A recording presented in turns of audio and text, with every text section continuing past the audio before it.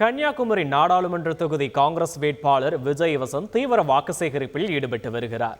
இதைத் தொடர்ந்து செய்தியாளர்களிடம் பேசிய அவர், இந்தியா கூட்டணி ஆட்சி அமைந்தால் 30 லட்சம் இளைஞர்களுக்கு வேலைவாய்ப்பு அளிக்கப்படும் என உறுதியளித்துள்ளார். மேலும் தனியார் வசம் ஒப்படைக்கப்பட்ட பொதுத்துறை நிறுவனங்களை திரும்ப பெறுவதற்கான முயற்சி எடுக்கப்படும் எனவும் அவர் கூறினார்.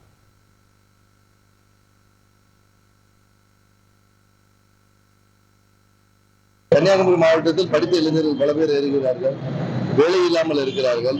2 கோடி மக்களுக்கு வேலை வாய்ப்பு தருவோம் என்று பொய் வாக்குறுதி கொடுத்து பிஜேபி செயல்பட்டு வந்திருக்கிறார்கள். இதை முறியடிக்கும் மாற்றத்தை தர வேண்டும் என்பதாக வருங்கால பாரத பிரதமர் ராகுல் காந்தி அவர்கள் 30 லட்சம் இளைஞர்களுக்கு ஆண்டுக்கு வேலை வாய்ப்பு தருவோம் என்று உறுதி கொடுத்தார்கள். அது மட்டுமல்ல, பாஜக ஆட்சியில் இருக்கும்போது பப்ளிக் செக்டர் எல்லாமே பிரைவேட் செக்டர் ஓரிரு நிறுவனங்களுக்காகவே மாற்றப்பட்டு உள்ளது.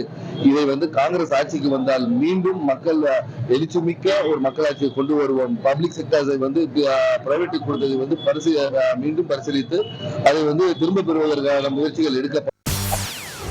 செய்திகளை உடனுக்குடன் தெரிந்து கொள்ள உடனே சப்ஸ்கிரைப் பண்ணுங்க.